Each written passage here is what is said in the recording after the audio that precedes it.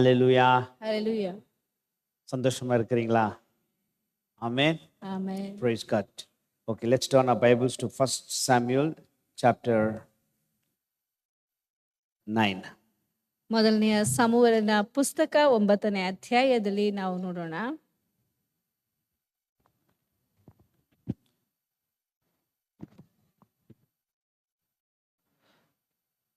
Today, just for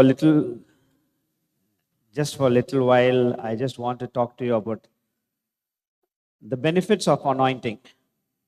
ಈ ಒಂದು ಬೆಳಗಿನ ಸಮಯದಲ್ಲಿ ನಿಮ್ಮೊಂದಿಗೆ ಸ್ವಲ್ಪ ಕಾಲದವರೆಗೂ ಅಭಿಷೇಕದ ಲಾಭವನ್ನು ಕುರಿತಾಗಿ ಮಾತಾಡಲು ಬಯಸುತ್ತೇನೆ. Or the result of the anointing. ಇಲ್ಲವೇ ಅಭಿಷೇಕದಿಂದ ಬರುವಂತ ಪ್ರತಿಫಲವನ್ನು ಕುರಿತಾಗಿ, ಫಲಿತಾಂಶವನ್ನು ಕುರಿತಾಗಿ ಮಾತಾಡಲು ಬಯಸುತ್ತೇನೆ.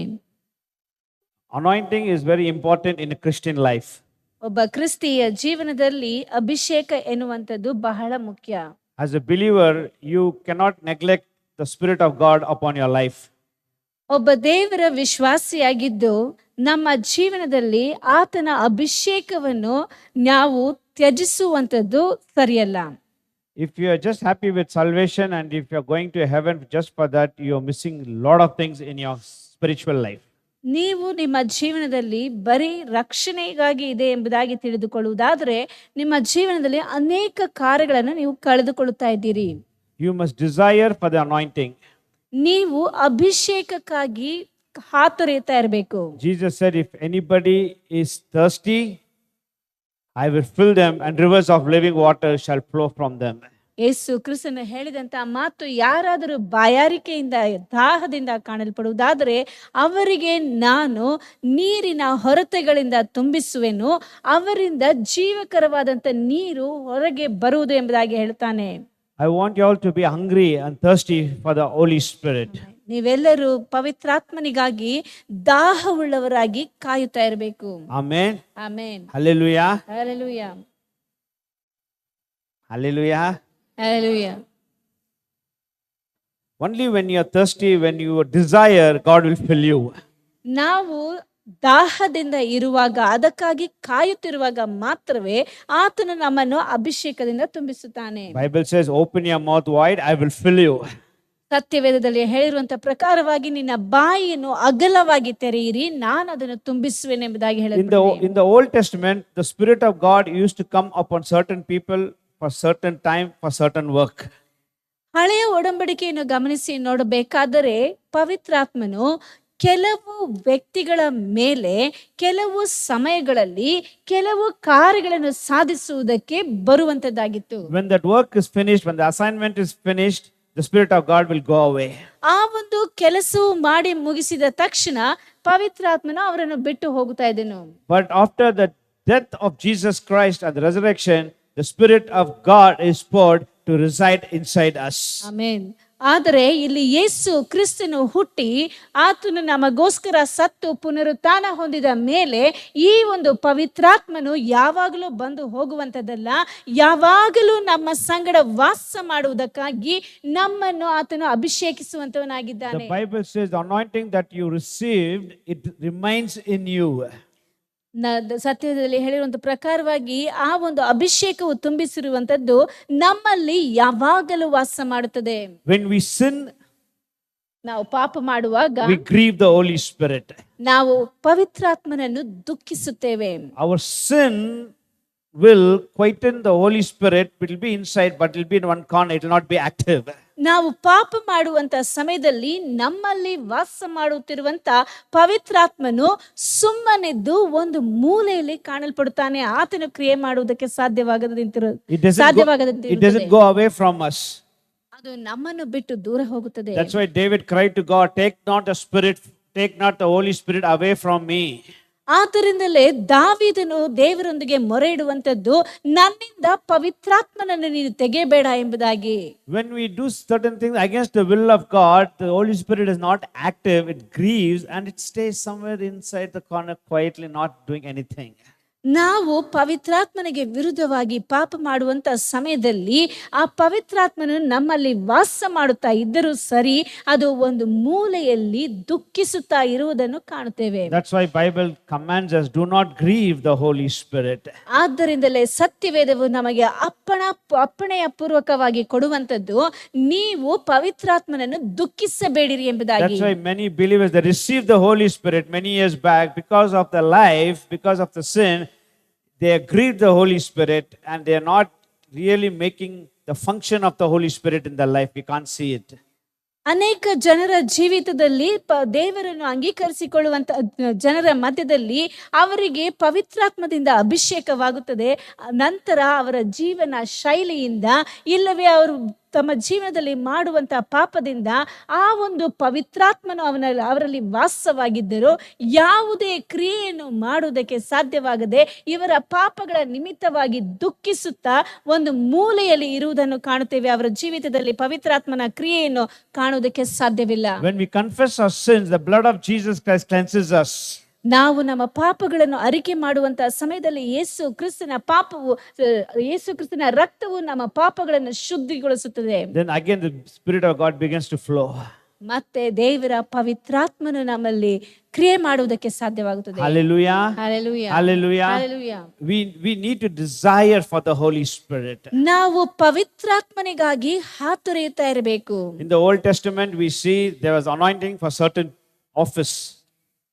ಸತ್ಯವೇದದಲ್ಲಿ ಹಳೆಯ ಒಡಂಬಡಿಕೆಯಲ್ಲಿ ಗಮನಿಸಿ ನೋಡಬೇಕಾದ್ರೆ ಕೆಲವು ಕಾರ್ಯಗಳನ್ನು ಮಾಡುವಾಗ ಅದಕ್ಕೆ ಮಾತ್ರ ಒಂದು ಅಭಿಷೇಕವು ಸೀಮಿತವಾಗಿತ್ತು. For the prophets, for the judges, for the priests, for the kings.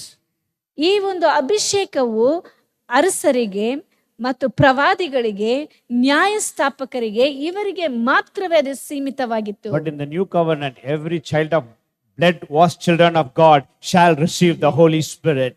ಆದರೆ ಹೊಸ ಒಡಂಬಡಿಕೆಯಲ್ಲಿ ಗಮನಿಸಿ ನೋಡಬೇಕಾದರೆ ಯೇಸು ಕ್ರಿಸ್ತನ ರಕ್ತದಿಂದ ತೊಳೆಯಲ್ಪಟ್ಟಂತ ಪ್ರತಿಯೊಬ್ಬ ವ್ಯಕ್ತಿಗೂ, ಆತನು ಸಾಧಾರಣವಾದಂತ ವ್ಯಕ್ತಿಯಾಗಿದ್ದರೂ ಸರಿ, ಅವನಿಗೆ ದೇವರ ಪವಿತ್ರಾತ್ಮನ ವರವು, ಆತನ ಅಭಿಷೇಕವು ಕೊಡಲ್ಪಡುತ್ತದೆ.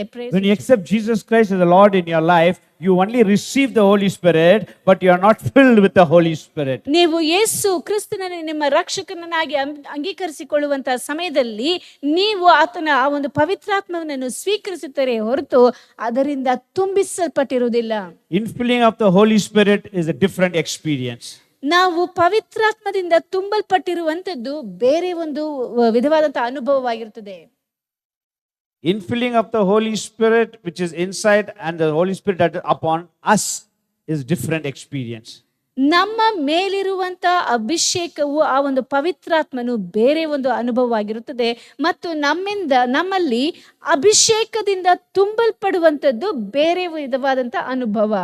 Quickly I'll give you few things about the Holy Spirit and finish it faster. ಪವಿತ್ರಾತ್ಮನನ್ನು ಕುರಿತಾಗಿ ಕೆಲವು ಕಾರ್ಯಗಳನ್ನು ಹೇಳಿ ನಿಮಗೆ ಬೇಗ ಮುಗಿಸಲು ಬಯಸುತ್ತೇನೆ. In 1 Samuel chapter 9 and verse 3, ಮೊದಲನೆಯ ಸಮುವೇಲನ ಪುಸ್ತಕ 9ನೇ ಅಧ್ಯಾಯ 3ನೇ ವಾಕ್ಯದಲ್ಲಿ ನೋಡ್ತೇವೆ. Saul's father, he gives an assignment to his son Saul.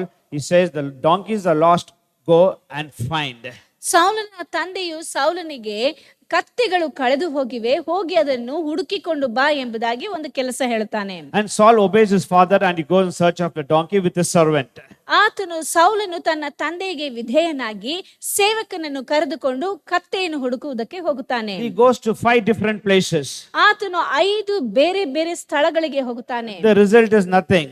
ಅದರ ಫಲಿತಾಂಶವು ಏನು ಇಲ್ಲ. Finally they come to one place, they meet the man of God, the prophet Samuel, and he anoints him and everything what was lost is found. ನಂತರವಾಗಿ ಕೊನೆಯದಾಗಿ ಅವರು ಹುಡುಕಿಕೊಂಡು ಬರುವಂತದ್ದು ಪ್ರವಾದಿಯಾದಂತ ಸಮುವೇಲನನ್ನು. ಆ ಒಂದು ಸಮಯದಲ್ಲಿ ಆತನು ಸೌಲನನ್ನು ಅಭಿಷೇಕ ಮಾಡುತ್ತಾನೆ. So the first thing we see, when we fulfill the assignment which is given to us, when we go forth and when we implement, your breakthrough, your miracle, your destiny shall be fulfilled. Amen. ನೀವು ನಮಗೆ ದೇವರು ಕೊಡಲ್ಪಟ್ಟಿರುವಂತ ಆ ಒಂದು ಕೆಲಸವನ್ನು ಪೂರ್ತಿಗೊಳಿಸುವುದಕ್ಕಾಗಿ ಆತನಿಗೆ ವಿಧೇಯನಾಗಿ ಹೋಗುವಂತಹ ಸಮಯದಲ್ಲಿ ಅಲ್ಲಿ ನಮ್ಮ ಜೀವಿತದಲ್ಲಿ ದೊಡ್ಡ ಪರಿವರ್ತನೆಯು ಉಂಟಾಗುತ್ತದೆ. David, we see also another example, when his father told him to take the food for his brother on the battlefield. When he went there, he heard Goliath. and he fought there and he killed Goliath and he became the hero of Israel that day. ದಾವೀದನ ಜೀವಿತದಲ್ಲಿ ಗಮನಿಸಿ ನೋಡಬೇಕಾದರೆ ಅವನಿಗೂ ಸಹ ಅವನ ತಂದೆಯು ಅಲ್ಲಿ ಯುದ್ಧ ಭೂಮಿಯಲ್ಲಿ ನಿನ್ನ ಅಣ್ಣಂದಿರು ಇರುತ್ತಾರೆ, ಅವರಿಗೆ ಊಟ ತೆಗೆದುಕೊಂಡು ಹೋಗು ಎಂದು ಹೇಳುವಂತ ಸಮಯದಲ್ಲಿ ತಂದೆಗೆ ವಿಧೇಯನಾಗಿ ದಾವೀದನು ಆ ಯುದ್ಧ ಭೂಮಿಗೆ ಹೋಗುವಾಗ ಅಲ್ಲಿ ಗೊಲ್ಯಾತನು ಇಸ್ರಾಯೇಲ್ಯರಿಗೆ ಸವಾಲೊಡ್ಡಿ ಮಾತಾಡುವುದನ್ನು ನೋಡಿ ಅಲ್ಲಿ ದೇವರ ನಾಮವು ಮಹಿಮೆ ಪಡುವಂತೆ ದಾವೀದನು ಉಪಯೋಗಿಸಲ್ಪಟ್ಟು ಗೊಲ್ಯಾತನನ್ನು ಕೊಲ್ಲುತ್ತಾನೆ. ಆಗ ಅಲ್ಲಿ ನಡೆದದ್ದೇನು, ದಾವೀದನು ಅಲ್ಲಿ ಅರಸನಾಗಿ ಮಾರ್ಪಡುತ್ತಾನೆ, ಮಾತ್ರವಲ್ಲದೆ ಎಲ್ಲ ಜನರ ಮುಂದೆ ಹೊಗಳಿಕೆಯನ್ನು ಹೊಂದಿಕೊಳ್ಳುತ್ತಾನೆ. These two incidents we see, when they obeyed their father, their destiny was fulfilled. ಈ ಎರಡು ಕಾರ್ಯಗಳಲ್ಲಿ ಅವರು ತಮ್ಮ ತಂದೆಗೆ ವಿಧೇಯರಾಗುವಂತ ಸಮಯದಲ್ಲಿ ಅವರ ಜೀವನದ ಗುರಿಯು ಮುಟ್ಟುವುದನ್ನು ಕಾಣುತ್ತೇವೆ. It is the obedience that will meet your miracle. ನಾವು ವಿಧೇಯರಾಗುವಂತ ಸಮಯದಲ್ಲಿ ನಮ್ಮ ಅದ್ಭುತಗಳು ನೆರವೇರುವವು.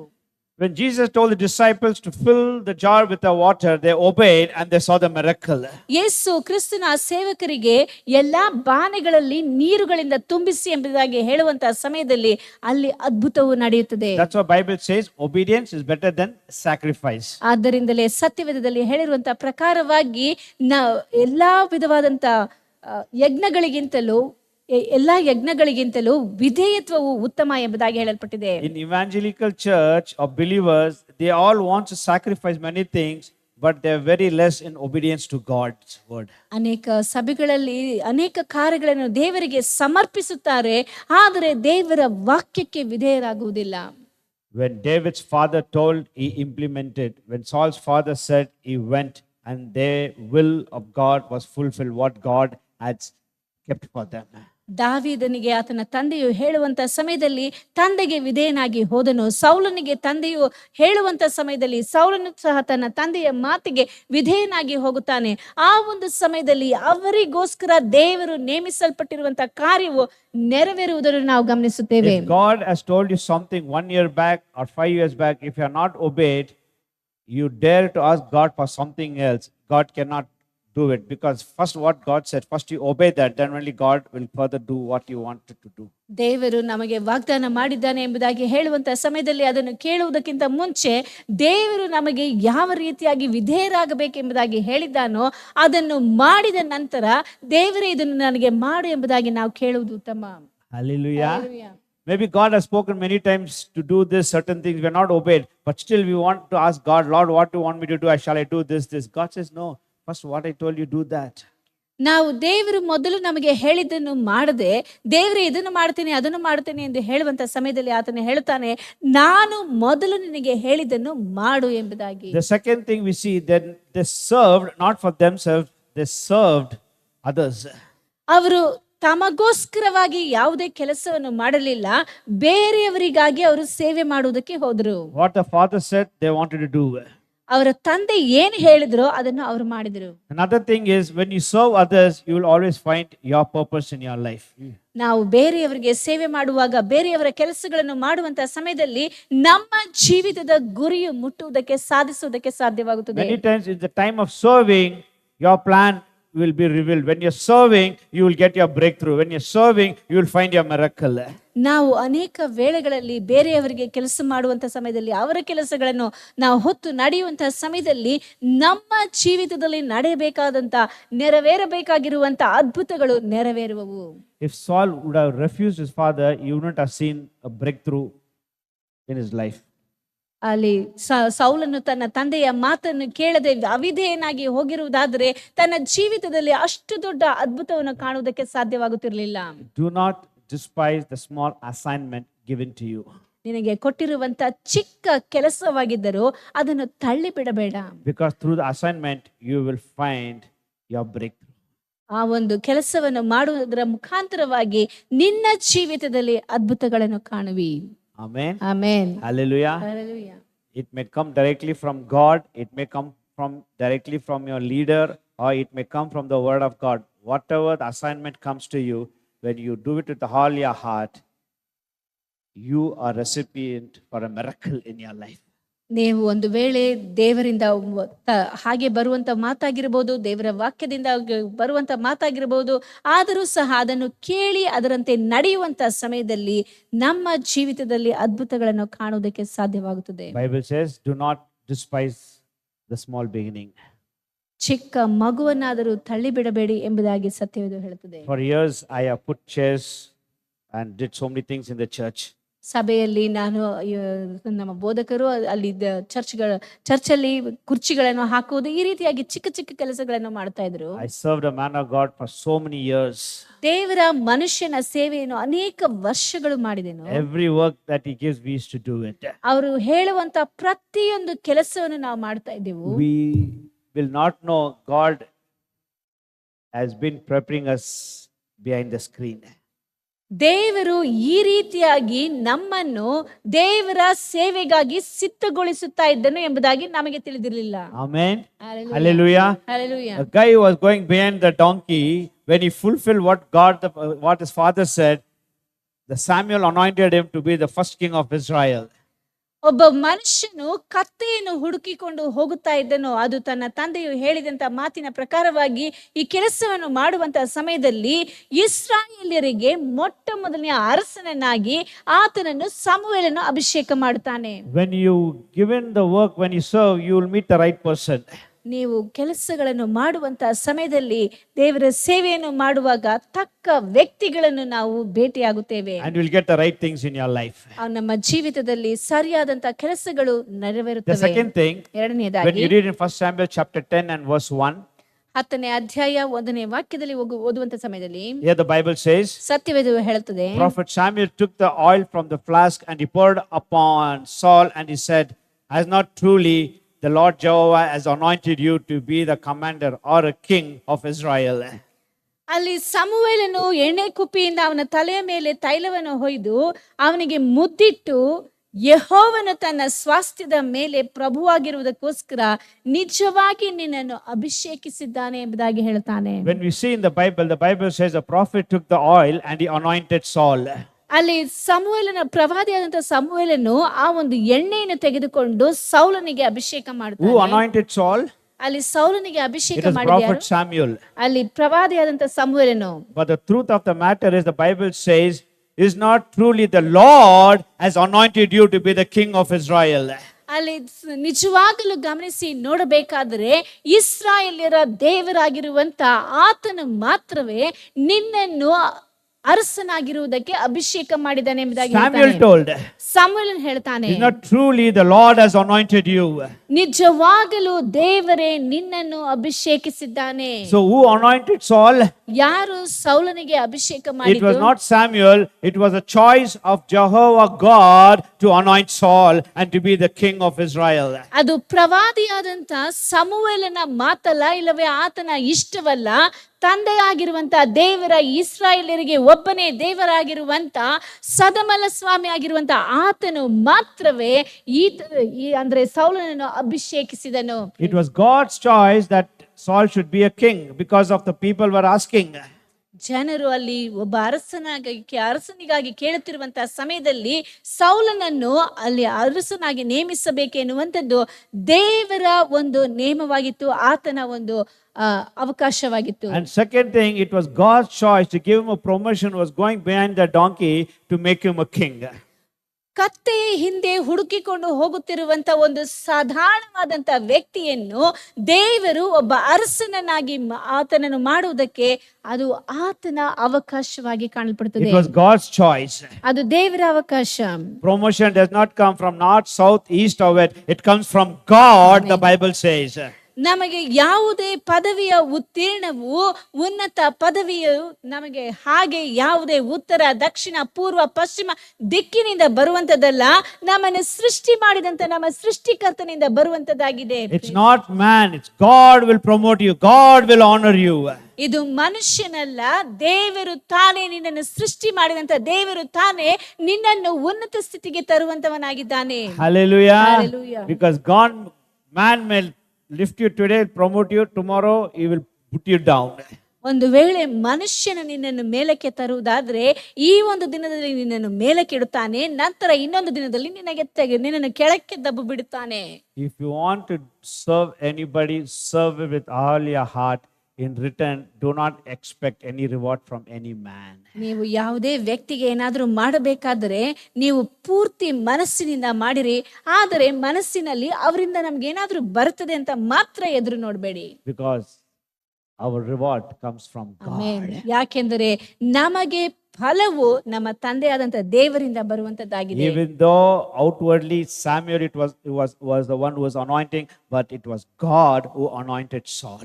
ನಾವು ನೋಡುವುದಕ್ಕೆ ಅದು ಒಂದು ವೇಳೆ ಸಮುವೇಲನು ಅವನಿಗೆ ಅಭಿಷೇಕ ಮಾಡಿರಬಹುದು, ಆದರೂ ನಿಜಕ್ಕೂ ತಂದೆಯಾದಂತ ದೇವರೇ ಅವನನ್ನು ಆರಿಸಿಕೊಂಡು ಅರಸನನ್ನಾಗಿ ಅಭಿಷೇಕ ಮಾಡುತ್ತಾನೆ. It was not man, it was God who anointed Saul. ಮನುಷ್ಯನಲ್ಲ, ಸೌಲನನ್ನು ಅಭಿಷೇಕ ಮಾಡಿದದು ದೇವರೇ. When you see a man of God who does so many things, when he preaches, when he anointing, when prophecy, when miracles happens, don't go behind the man. ಯಾವುದೇ ಮನುಷ್ಯನು ದೇವರ ವಾಕ್ಯಗಳನ್ನು ಸಂದೇಶಗಳನ್ನು ಹೇಳುತ್ತಾ ಅನೇಕ ಅದ್ಭುತ ಕಾರ್ಯಗಳನ್ನು ಮಾಡುತ್ತಾ ಇರುವುದಾದ್ರೆ ಆ ಜನರ ಗುಂಪಿನೊಂದಿಗೆ ನೀವು ಸೇರಿಕೊಂಡು ಹೋಗಬೇಡಿ. Oh, you touch me. ನನ್ನನ್ನು ಮುಟ್ಟಿ ನೀವು. Whatever you have, it should come upon me. ನಿಮ್ಮಲ್ಲಿ ಯಾವ ಗುಣಗಳು ಅಭಿಷೇಕವೂ ಇದೆ ಅದು ನನಗೆ ಬರಬೇಕು. When we go for preaching, ಇವರು ಬೇರೆ ಸ್ಥಳದಲ್ಲಿ ಹೋಗಿ ದೇವರ ಸಂದೇಶವನ್ನು ಹಂಚಿಕೊಳ್ಳುವಾಗ, brother, whatever God has given you, pray brother, I should get it.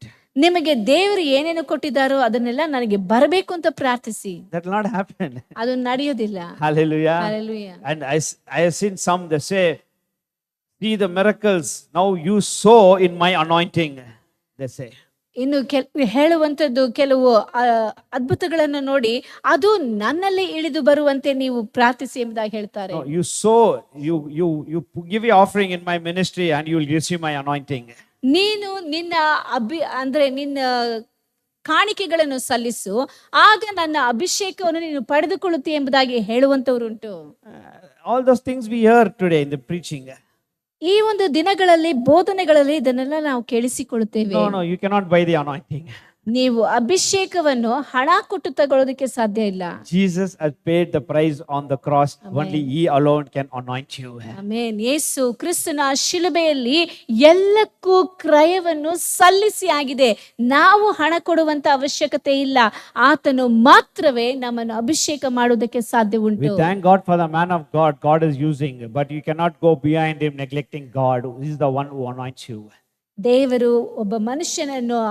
ದೇವರು ಆತನ ಸೇವೆಗಾಗಿ ಉಪಯೋಗಿಸುತ್ತಿರುವುದಾದರೆ ಅದಕ್ಕಾಗಿ ನಾವು ದೇವರಿಗೆ ಸ್ತುತಿಯನ್ನು ಸಲ್ಲಿಸಬೇಕೇ ಹೊರತು ಆ ಮನುಷ್ಯನನ್ನು ನೋಡಿ ಆತನ ಹಿಂದೆ ಓಡುವಂತ ಅವಶ್ಯಕತೆ ಇಲ್ಲ. ಯಾಕೆಂದ್ರೆ ಪ್ರತಿಯೊಬ್ಬರನ್ನು ಅಭಿಷೇಕಿಸುವಂತದ್ದು ನಿನ್ನ ಸೃಷ್ಟಿಕರ್ತನು.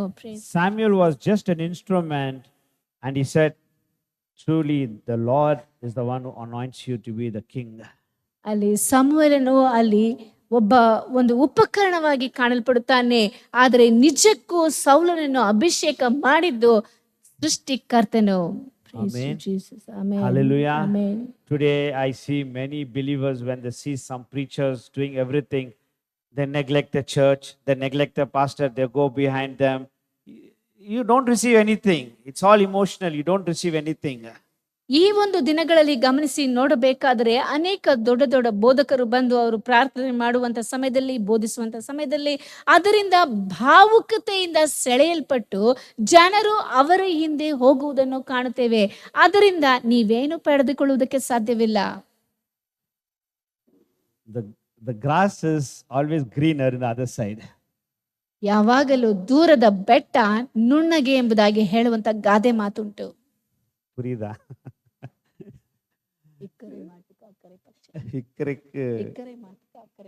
Amen. Hallelujah. So just இந்த மாதிரி ஷோக்கெல்லாம் நீங்க வந்து you just don't எல்லாத்தையும் விட்டுட்டு அந்த ஊழியக்காரர் இப்படி பண்றாரு, நம்ம இதுல அப்படி இல்லை, அதெல்லாம் ஒன்றும் இல்லை. When you really want anointing, you just be hungry, God will fill you. There is no shortcut to receive the anointing. அவ்வளவுதான். ನಾವು ಬೇರೆಯವರು ನಡೆಯುತ್ತಿರುವಂತ ಆ ಒಂದು ಇದನ್ನು ನೋಡಿ ಅವರು ಪ್ರಬಲವಾಗಿರುವುದನ್ನು ನೋಡಿ ಹೆಚ್ಚು ಪ್ರಸಿದ್ಧತೆ ಹೊಂದಿರುವುದನ್ನು ನೋಡಿ ಅವರ ಹಿಂದೆ ಹೋಗಿ ನಾವೇನಾದರೂ ಪಡೆದುಕೊಳ್ಳುತ್ತೇವೆ ಎಂಬುದಾಗಿ ಹೇಳುವಂಥದ್ದು ಬರೀ ಸುಳ್ಳೆ. ಯಾಕೆಂದರೆ ಸತ್ಯವೇದದ ಪ್ರಕಾರವಾಗಿ ನಿನ್ನನ್ನು ಸೃಷ್ಟಿ ಮಾಡಿದಂತ ನಿನ್ನ ಸೃಷ್ಟಿಕರ್ತನು ಆತನು ನಿನಗೆ ಎಲ್ಲವನ್ನು ಕೊಡುವಾತನಾಗಿದ್ದಾನೆ ಹೊರತು ಮನುಷ್ಯನಲ್ಲ. ಯಾವುದನ್ನಾದರೂ ಪಡೆದುಕೊಳ್ಳುವುದಕ್ಕೆ ಯಾವುದೇ ಶಾರ್ಟ್ಕಟ್ ಇಲ್ಲ. ನಾವು ದೇವರ ಬಳಿಯಲ್ಲಿ ಮಾತ್ರವೇ ಮೊರೆಯಿಡಬೇಕಾಗಿದೆ. There is another thing. Elisha stayed always with Elijah for years, and 20 years he stayed with him, then he received. That is different. ಅಲ್ಲಿ ಎಲೀಷನು ಎಲಿಯನೊಂದಿಗೆ ಅನೇಕ ವರ್ಷಗಳವರೆಗೂ ಇದ್ದು ಆತನಿಂದ ಆತನ ಅಭಿಷೇಕವನ್ನು ಪಡೆದುಕೊಂಡನು. ಅದು ಬೇರೆ ವ್ಯತ್ಯಾಸವಾದದ್ದು. In the New Testament, ಹೊಸ ಒಡಂಬಡಿಕೆಯಲ್ಲಿ John the Baptist said, I baptize you with the water, but one who comes after me, he will baptize you with the Holy Ghost and fire. ಸ್ನಾನಿಕನಾದಂತ ಯೋಹಾನನು ಹೇಳಿದಂತ ಮಾತು, ನಾನು ನಿಮ್ಮನ್ನು ಬರೀ ನೀರಿನಿಂದ ಅಭಿಷೇಕ ಮಾಡುತ್ತೇನೆ, ಆದರೆ ನನ್ನ ಹಿಂದೆ ಬರುವಾತನು ನಿಮ್ಮನ್ನು ಅಗ್ನಿಯಿಂದ ಅಭಿಷೇಕ ಮಾಡುವಾತನಾಗಿದ್ದಾನೆ ಎಂಬುದಾಗಿ Respect the ಹೇಳ್ತಾನೆ. man of God. ದೇವರ ಮನುಷ್ಯನಿಗೆ ನೀವು ಘನತೆ ಗೌರವವನ್ನು ಸಲ್ಲಿಸಿರಿ, Don't make him a god. ಅವರನ್ನು ದೇವರು ಎಂಬುದಾಗಿ ಕಾಣುವುದು ಬೇಡ. Only Jesus died for you. ಯಾಕೆಂದರೆ ಯೇಸು ಕ್ರಿಸ್ತನು ಮಾತ್ರವೇ ನಿಮಗೋಸ್ಕರ Only he ಸತ್ತನು. can anoint you. Only he will anoint you. ಆತನು ಮಾತ್ರವೇ ನಿಮಗೆ ಅಭಿಷೇಕ ಮಾಡುವುದಕ್ಕೆ ಸಾಧ್ಯ ಉಂಟು. Hallelujah. Hallelujah. Hallelujah. Hallelujah.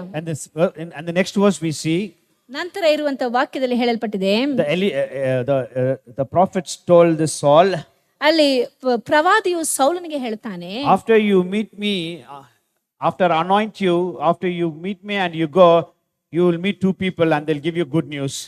ನೀನು ನನ್ನನ್ನು ಭೇಟಿ ಮಾಡಿ ಹೋದ ನಂತರ ಹೋಗುವಂತ ದಾರಿಯಲ್ಲಿ ಇಬ್ಬರು ವ್ಯಕ್ತಿಗಳನ್ನು ಕಾಣುವಿ, ಅವರು ನಿನಗೆ ಶುಭ ವರ್ತಮಾನವನ್ನು ಕೊಡುವರು. What?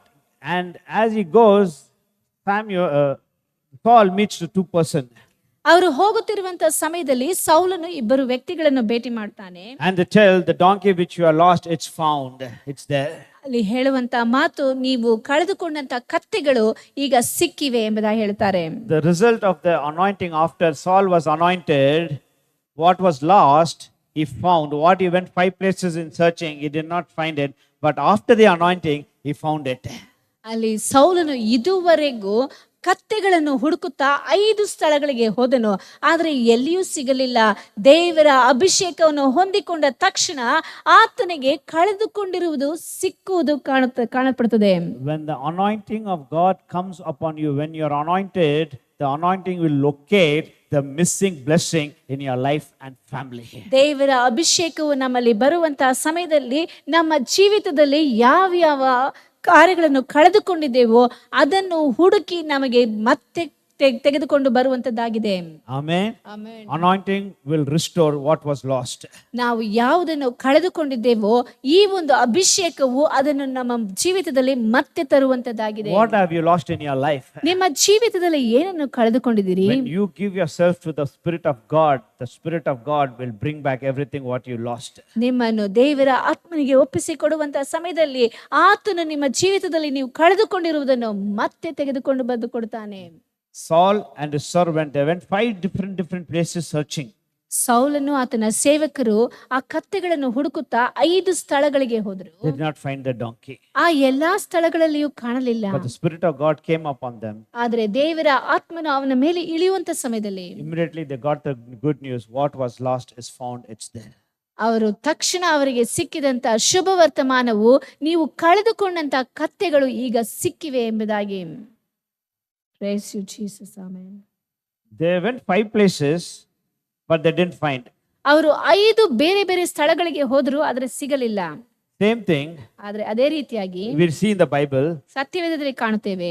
There was a coin was lost. ಅಲ್ಲಿ ನಾಣ್ಯಗಳು ಕಳೆದು ಹೋದವು. Where it was lost? ಅದು ಎಲ್ಲಿ ಕಳೆದು ಹೋಯಿತು? Not outside. ಹೊರಗೆ ಅಲ್ಲ, It was lost inside.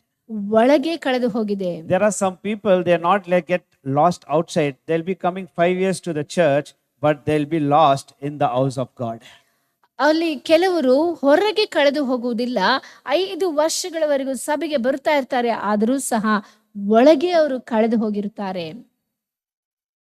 What did the women do? ಆ ಒಂದು ಸ್ತ್ರೀ ಏನ್ ಮಾಡಿದಳು? She lit the lamp. ಆಕೆಯು ದೀಪ ಹಚ್ಚಿ through that fire. ಆ ಒಂದು ಬೆಳಕಿನ ಮುಖಾಂತರವಾಗಿ she began to search the coin. ಅಲ್ಲಿರುವಂತ ನಾಣ್ಯವನ್ನು ಹುಡುಕುವುದಕ್ಕೆ ಪ್ರಾರಂಭಿಸಿದಳು. The coin was found. ಅಲ್ಲಿ ನಾಣ್ಯವನ್ನು ಕಂಡುಕೊಂಡಳು. Hallelujah. Hallelujah. The sheep was lost outside. ಅಲ್ಲಿ ಕುರಿಯು ಹೊರಗೆ ಕಳೆದು ಹೋಗಿತ್ತು. Jesus went in search the good shepherd. ಅಲ್ಲಿ ಒಳ್ಳೆ ಕುರುಬನಾದಂತ ಯೇಸು ಕ್ರಿಸ್ತನ ಅದನ್ನು ಹೋಗಿ ಹುಡುಕಿದನು. The prodigal son was lost outside. ಅಲ್ಲಿ ತಪ್ಪಿ ಹೋದ ಮಗನು ಹೊರಗೆ ಕಳೆದು ಹೋಗಿದ್ದನು. Father did not go like Jesus Christ searching for the lost sheep. ಅಲ್ಲಿ ಕಳೆದು ಹೋದಂತ ಕುರಿಯನ್ನು ಹುಡುಕುವುದಕ್ಕೆ ಯೇಸು ಕ್ರಿಸ್ತನು ಹೇಗೆ ಹೋದನೋ ಆ ರೀತಿಯಾಗಿ ತಪ್ಪಿ ಹೋದ ಮಗನನ್ನು ಹುಡುಕಿಕೊಂಡು ಅವನ ತಂದೆ ಹೋಗಲಿಲ್ಲ. So the Bible says father was waiting for him. ಅಲ್ಲಿ ಸತ್ಯವೇದದಲ್ಲಿ ಹೇಳಿರುವಂತ ಪ್ರಕಾರವಾಗಿ ಅವನ ತಂದೆಯು ಅವನಿಗೋಸ್ಕರ ಕಾಯುತ್ತಾ ಇದ್ದನು. He came back. ಆತನು ಹಿಂತಿರುಗಿ ಬಂದನು. The coin ಆ ಒಂದು ನಾಣ್ಯ was not lost outside. ಅದು ಹೊರಗೆ ಕಳೆದು ಹೋಗಲಿಲ್ಲ. Neither it can come back its by own. ಅದು ತಾನಾಗಿಯೇ ಅದು ಬರಲಿಲ್ಲ. He lit the fire. That is the Holy Spirit. Only Holy Spirit can fill you and find you in the church. We are lost many people. ಅಲ್ಲಿ ದೀಪವನ್ನು ಹಚ್ಚಿದರು ಎಂಬುದಾಗಿ ಹೇಳಲ್ಪಟ್ಟಿದೆ. ಹಾಗಾದರೆ ದೀಪ ಎಂದು ಹೇಳುವಂತಹ ಸಮಯದಲ್ಲಿ ಅದು ಪವಿತ್ರಾತ್ಮವನ್ನು ಸೂಚಿಸುತ್ತದೆ. ಪವಿತ್ರಾತ್ಮನು ಬರುವಂತಹ ಸಮಯದಲ್ಲಿ ಒಳಗೆ ಕಳೆದು ಹೋಗಿರುವಂತವರು ಕಂಡುಕೊಳ್ಳುವರು. Somewhere it was in the corner. The coin was lost inside the house. ಮನೆಯ ಒಳಗೆ ಆ ಒಂದು ನಾಣ್ಯವು ಯಾವುದೋ ಒಂದು ಮೂಲೆಯಲ್ಲಿ ಬಿದ್ದಿತ್ತು. She lit the lamp. ಆಕೆಯು ದೀಪ ಹಚ್ಚಿದಳು. Began to search. ಆಕೆಯು ಹುಡುಕುತ್ತಾ ಇದ್ದಳು. Because of the fire's brightness, the coin was found. ಆ ಒಂದು ದೀಪದ ಬೆಳಕಿನಿಂದ ನಾಣ್ಯವನ್ನು ಕಂಡುಕೊಂಡಳು. Ena solla varen. ಏನ್ ಹೇಳ್ತಾ ಇದೀನಿ ಅಂದ್ರೆ, The sheep Jesus found.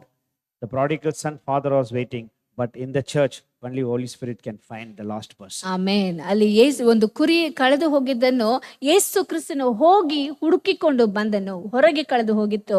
ಮಾತ್ರವಲ್ಲದೆ ತಪ್ಪಿ ಹೋದ ಮಗನು ಯಾವಾಗ ಹಿಂತಿರುಗಿ ಬರುತ್ತಾನೋ ಎಂಬುದಾಗಿ ತಂದೆಯು ಕಾಯುತ್ತಾ ಇದ್ದನು. ಆದರೆ ಮನೆಯ ಒಳಗಡೆ ಕಳೆದು ಹೋಗಿರುವಂತ ಆ ಒಂದು ನಾಣ್ಯವನ್ನು ಯಾರೂ ಹುಡುಕಲಿಲ್ಲ. ಪವಿತ್ರಾತ್ಮನು ಅವರನ್ನು ಹುಡುಕಿ ಕಂಡುಕೊಳ್ಳುವುದನ್ನು ಕಾಣುತ್ತೇವೆ. Amen. Hallelujah. For inside the house of God, only Holy Spirit is the answer. ದೇವರ ಆಲಯದಲ್ಲಿ ಕಳೆದುಕೊಂಡಿರುವುದಾದರೆ ಪವಿತ್ರಾತ್ಮನೇ ಅದಕ್ಕೆ ಉತ್ತರವಾಗಿದ್ದಾನೆ. Everywhere they searched. ಎಲ್ಲಾ ಕಡೆಗಳಲ್ಲಿ ಹುಡುಕಿದರು. Saul didn't find anything. ಸೌಲನು ಏನೂ ಅಲ್ಲಿ ಕಂಡುಕೊಳ್ಳಲಿಲ್ಲ. Abhishek Vardhano, the good news comes. May you receive the anointing. With that as a bonus point, may you hear a good news in Jesus' name. Amen. ಅಲ್ಲಿ ಆತನ ಅಭಿಷೇಕವನ್ನು ಪಡೆದುಕೊಂಡ ತಕ್ಷಣ ಅಲ್ಲಿ ಆತನಿಗೆ ಒಂದು ಶುಭ ವರ್ತಮಾನವು ಬರುತ್ತದೆ. ಅದೇ ರೀತಿಯಾಗಿ ನೀವು ದೇವರ ಅಭಿಷೇಕವನ್ನು ಪಡೆದುಕೊಳ್ಳುವಂತಹ ಸಮಯದಲ್ಲಿ ನಿಮ್ಮ ಜೀವಿತದಲ್ಲಿಯೂ ಕಳೆದುಕೊಂಡಿರುವುದು ಯಾವುದೇ ಆಗಿದ್ದರೂ ನೀವು ಅದನ್ನು ಮತ್ತೆ ಪಡೆದುಕೊಳ್ಳುವಿರಿ.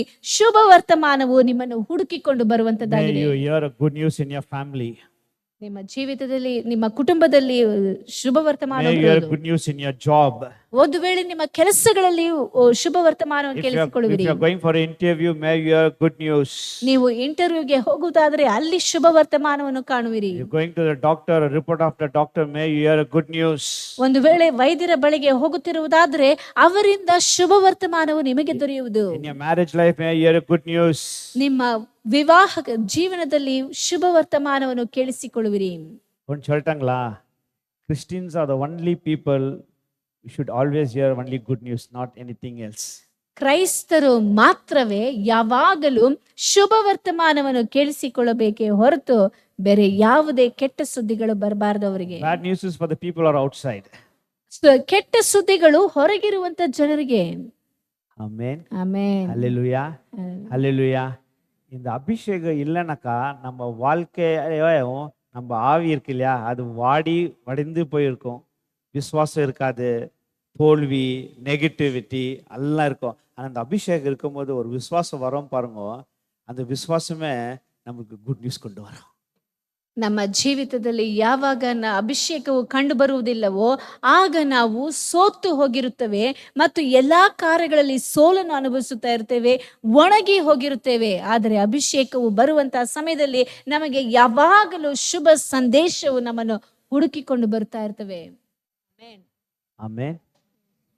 Suppose if you are not hearing good news, suppose you are not finding any miracle, walk in the Spirit. Be filled with the Spirit. Be anointed of the Spirit. Pray in tongues. You see, very soon you will hear the good news. Very soon you will see a miracle. ನಿಮ್ಮ ಜೀವಿತದಲ್ಲಿ ಯಾವುದೇ ಅದ್ಭುತಗಳನ್ನು ಕಾಣದೆ ಇಲ್ಲವೇ ಯಾವುದೇ ವಿಧವಾದಂತಹ ಶುಭ ವರ್ತಮಾನವನ್ನು ಕೇಳಿಸಿಕೊಳ್ಳದೆ ಇರುವುದಾದರೆ ನೀವು ಪವಿತ್ರಾತ್ಮನಿಂದ ತುಂಬಲ್ಪಟ್ಟು ಆತನ ಮಾರ್ಗದಲ್ಲಿ ನಡೆಯುವಂತಹ ಸಮಯದಲ್ಲಿ ನೀವು ಶುಭ ವರ್ತಮಾನವನ್ನು ಕೇಳಿಸಿಕೊಳ್ಳುವಿರಿ. ಅದ್ಭುತಗಳು ನಿಮ್ಮನ್ನು ಹುಡುಕಿಕೊಂಡು ಬರುವಂತದ್ದಾಗಿದೆ. Hallelujah. Hallelujah.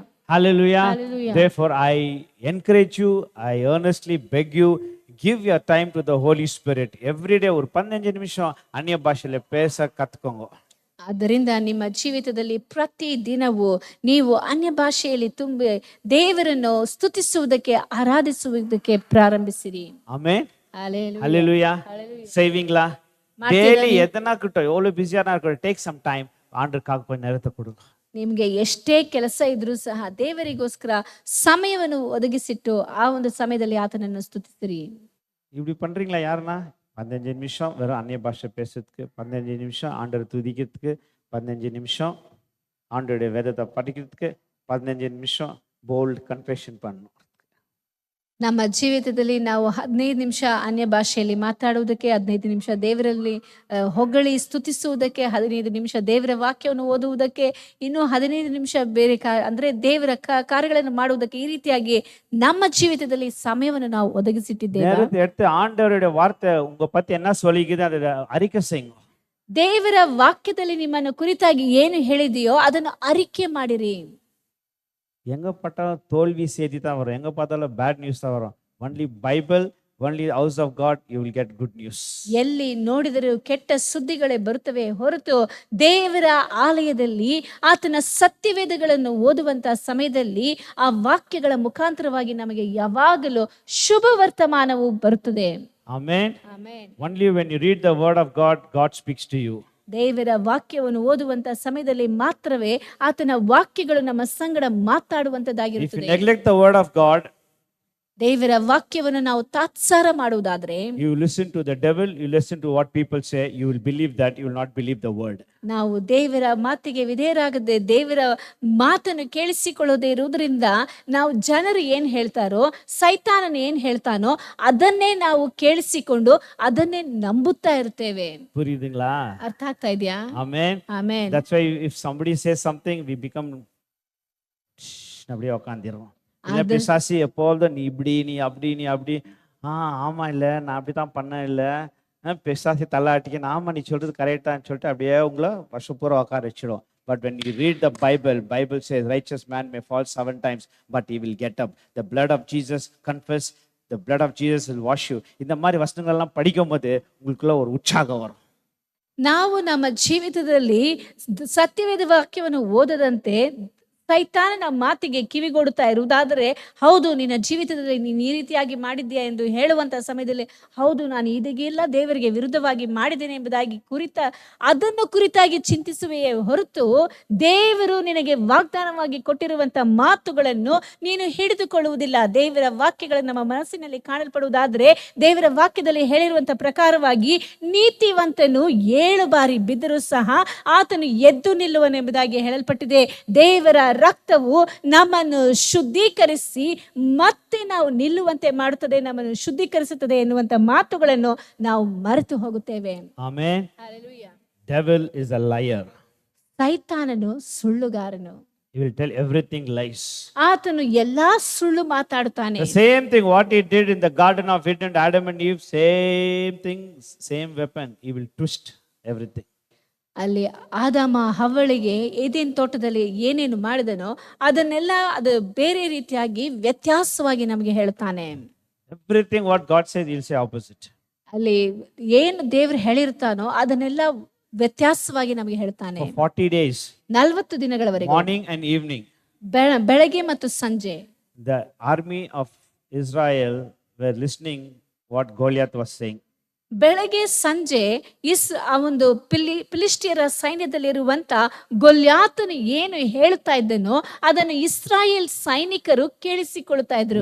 Listening to Goliath, they become so thing. You said he is very big, we can't fight. They gave up.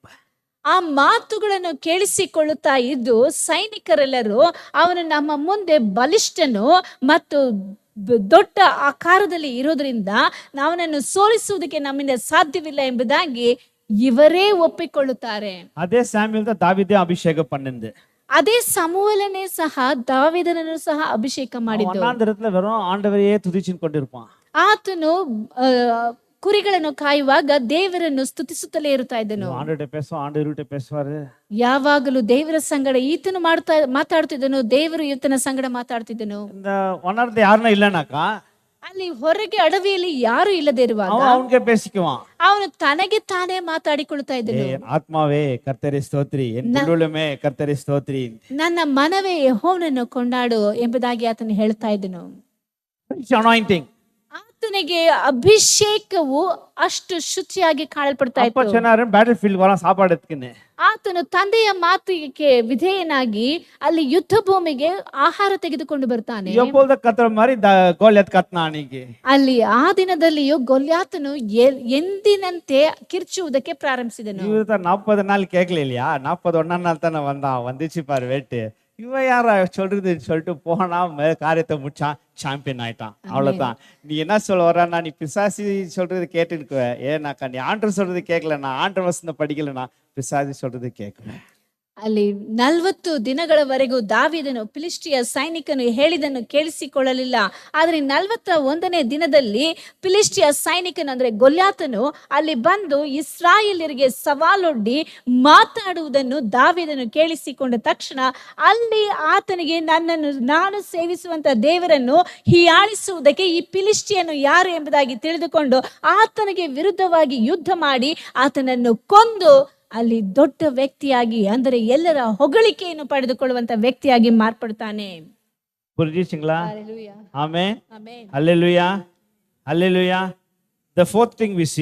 ನಾಲ್ಕನೆಯದಾಗಿ ನಾವು ನೋಡ್ತೇವೆ, ಸತ್ಯವೇದದಲ್ಲಿ ಅಭಿಷೇಕ ಪಡೆದುಕೊಂಡ ತಕ್ಷಣ ಪ್ರಾಫೆಟ್ சொல்றாரு, ಅಲ್ಲಿ ಸಮುವೇಲ್ ಹೇಳ್ತಾನೆ, ನೀ ಹೋಗು, you will meet 2 people. ನೀವು 2 ಜನರನ್ನು ಭೇಟಿ ಮಾಡುವಿರಿ, ಅವರು ನಿಮಗೆ ಶುಭ ವರ್ತಮಾನ ಕೊಡ್ತಾರೆ. கடந்து போகும்போது ನೀವು ಹೋಗುವಾಗ ಅಲ್ಲಿಂದ 3வது வசனத்தை சொல்லுது, 3ನೇ ವಾಕ್ಯದಲ್ಲಿ ಹೇಳ್ತಾರೆ, நீ 3 பேரை சந்திப்ப, ನೀವು 3 ಜನರನ್ನು ಕಾಣುವಿರಿ.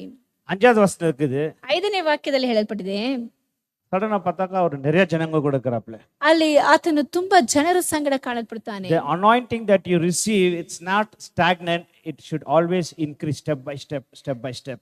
ನಾವು ಪಡೆದುಕೊಳ್ಳುವಂತ ಆ ಒಂದು ಅಭಿಷೇಕವು ಅಲ್ಲಿಗೆ ಹಾಗೆ ನಿಂತು ಹೋಗುವುದಿಲ್ಲ, ಅದು ಒಂದೊಂದು ಹೆಜ್ಜೆ ಹೆಜ್ಜೆಗೂ ಮುಂದುವರಿಯುತ್ತಾ ಹೆಚ್ಚುತ್ತಾ ಹೋಗುವಂತದ್ದಾಗಿದೆ. We see in the Bible, ಸತ್ಯವೇದದಲ್ಲಿ first he ನೋಡ್ತೇವೆ, meets 2 person, ಆತನು 2 ವ್ಯಕ್ತಿಯನ್ನು one ಕಾಣ್ತಾನೆ. level of anointing increase. ಅಲ್ಲಿ ಒಂದು ಹಂತದ ಅಭಿಷೇಕವು ಹೆಚ್ಚಾಗುತ್ತದೆ. அடுத்தது we see he meets 3 people, ಆತನು 3 ವ್ಯಕ್ತಿಗಳನ್ನು ಕಾಣ್ತಾನೆ. and they give him food, ಅಲ್ಲಿ ಅವರು ಆಹಾರವನ್ನು another ಕೊಡ್ತಾರೆ, level increase. ಅಲ್ಲಿ ಅಭಿಷೇಕವು ಹೆಚ್ಚಾಗುತ್ತದೆ. Then we see in the Bible, ಆಮೇಲೆ ಸತ್ಯವೇದದಲ್ಲಿ ಕಾಣುವಾಗ he is in the midst of the prophets, ಆತನು ஒரு gang, ஒரு procession அது கூட இருக்கான்.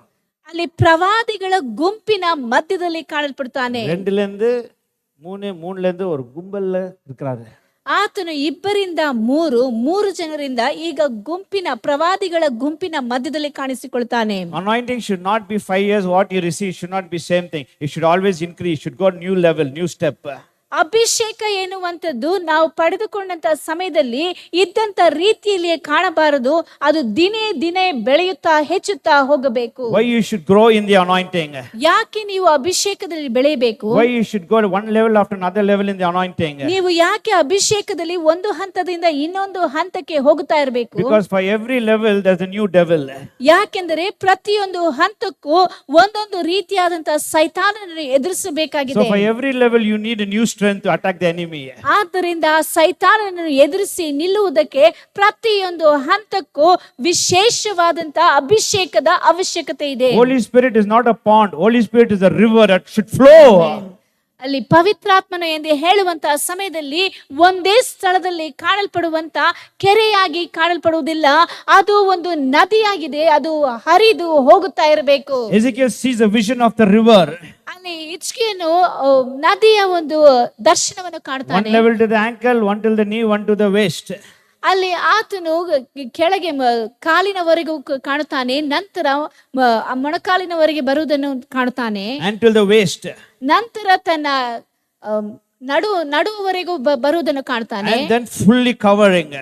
ಆಮೇಲೆ ಪೂರ್ತಿಯಾಗಿ ಮುಚ್ಚಿಕೊಳ್ಳುವುದನ್ನು ಕಾಣ್ತಾನೆ. The river of the Spirit of God will take you step by step deeper and deeper and deeper.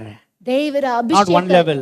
ದೇವರ ಅಭಿಷೇಕ ಎಂದು ಹೇಳುವಂಥದ್ದು ಅದು ಒಂದೇ ಹಂತಕ್ಕೆ ನಿಂತು ಹೋಗುವುದಿಲ್ಲ, ನಿಮ್ಮನ್ನು ಒಂದೊಂದು ಹೆಜ್ಜೆಯಾಗಿ ಮೇಲಕ್ಕೆ ಒಂದೊಂದು ಹಂತಕ್ಕೆ ಕರೆದುಕೊಂಡು ಹೋಗುವಂತದ್ದಾಗಿದೆ. Some believers from 5 years there will be ankle level or knee level. 5 ವರ್ಷಗಳವರೆಗೂ ಕೆಲವು ವಿಶ್ವಾಸಿಗಳು ಬರೀ ಅವರು ಕಾಲಿನವರೆಗೂ ಇಲ್ಲವೇ ಮೊಣಕಾಲಿನವರೆಗೂ ಕಾಣಲ್ಪಡ್ತಾರೆ. You should go more and more. You should grow in the anointing. ಅವರು ಅಭಿಷೇಕದಲ್ಲಿ ಪ್ರತಿಯೊಬ್ಬರು ಹೆಚ್ಚುತ್ತಾ ಬೆಳೆಯುತ್ತಾ ಹೋಗಬೇಕು. When you read in the book of Acts, ಅಲ್ಲಿ ಅಪೊಸ್ತಲರ ಕೃತ್ಯಗಳಲ್ಲಿ ಓದುವಂತ ಸಮಯದಲ್ಲಿ we see again and again. ಮತ್ತೆ ಮತ್ತೆ ನಾವು ಕಾಣುವಂತದ್ದು, They prayed, ಅವರು ಪ್ರಾರ್ಥಿಸಿದರು, they got filled in the Holy Spirit. ಅವರು ಪವಿತ್ರಾತ್ಮದಿಂದ ತುಂಬಲ್ಪಟ್ಟರು. After few chapters you see again they got filled in the Holy Spirit. ಕೆಲವು ಅಧ್ಯಾಯಗಳ ನಂತರ ಮತ್ತೆ ಅವರು ಪವಿತ್ರಾತ್ಮದಿಂದ ತುಂಬಲ್ಪಡ್ತಾರೆ. Again after few chapters you read they got filled in the Holy Spirit and the place was shaken. ಮತ್ತೆ ಅವರು ಕೆಲವು ಅಧ್ಯಾಯಗಳ ನಂತರ ಓದುವಂತಹ ಸಮಯದಲ್ಲಿ ಅವರು ಅಭಿಷೇಕದಿಂದ ಪವಿತ್ರಾತ್ಮದಿಂದ ತುಂಬಲ್ಪಡುತ್ತಾರೆ. ಮಾತ್ರವಲ್ಲದೆ ಆ ಒಂದು ಸ್ಥಳವೇ ಅಲುಗಾಡಲ್ಪಡುತ್ತದೆ. You should grow in the anointing. ನಾವು ಅಭಿಷೇಕದಲ್ಲಿ ಬೆಳೆಯಬೇಕು. சில விசுவாசிக்கு பார்த்து 5 வருஷத்துல இருந்து ஒரே ஒரு அந்நிய பாஷையில ஒரே ஒரு பாஷை சொல்லிக்குவாங்க. ಕೆಲವು ವಿಶ್ವಾಸಿಗಳನ್ನು ನೋಡಬೇಕಾದ್ರೆ 5 ವರ್ಷಗಳವರೆಗೂ ಅನ್ಯ ಭಾಷೆಯಲ್ಲಿ ಒಂದೇ ಭಾಷೆಯನ್ನು ಮಾತಾಡ್ತಿರ್ತಾರೆ. புது நவமான பாஷையில you should flow. ನೀವು ನವ ಭಾಷೆಗಳನ್ನು ಆಡುವಿರಿ ಎಂಬುದಾಗಿ ಸತ್ಯವೇದವು ಹೇಳುತ್ತದೆ. ಅದೇ ರೀತಿಯಾಗಿ ನಾವು ಹೊಸ ಹೊಸ ಭಾಷೆಗಳನ್ನು ಆಡುವಂತವರಾಗಿರಬೇಕು. It is not God's will that you remain in one place. ನೀನು ಒಂದೇ ಸ್ಥಳದಲ್ಲಿ ಇರಬೇಕೆನ್ನುವಂಥದ್ದು ದೇವರ ಚಿತ್ತವಲ್ಲ. யோவான் 10:10 என்ன சொல்லுது? ಯೋಹಾನ 10:10 ಏನು ಹೇಳಲ್ಪಟ್ಟಿದೆ? Devil comes only to steal, kill and destroy. ಸೈತಾನನು ಕದ್ದುಕೊಳ್ಳುವುದಕ್ಕೂ ಸುಲುಕೊಳ್ಳುವುದಕ್ಕೂ ನಿಮ್ಮಿಂದ ಕಿತ್ತುಕೊಳ್ಳುವುದಕ್ಕೂ ನಾಶ ಮಾಡುವುದಕ್ಕೂ ಬರ್ತಾನೆ. Jesus said, I have come to give life more abundantly. ಆದರೆ ದೇವರು ಹೇಳುವಂತ ಮಾತು, ಯೇಸು ಕ್ರಿಸ್ತನು ಹೇಳ್ತಾನೆ, ನಾನು ನಿಮಗೆ ಜೀವವನ್ನು ಕೊಡುತ್ತೇನೆ, ಆ ಒಂದು ಜೀವವು ಪರಿಪೂರ್ಣವಾದದ್ದು.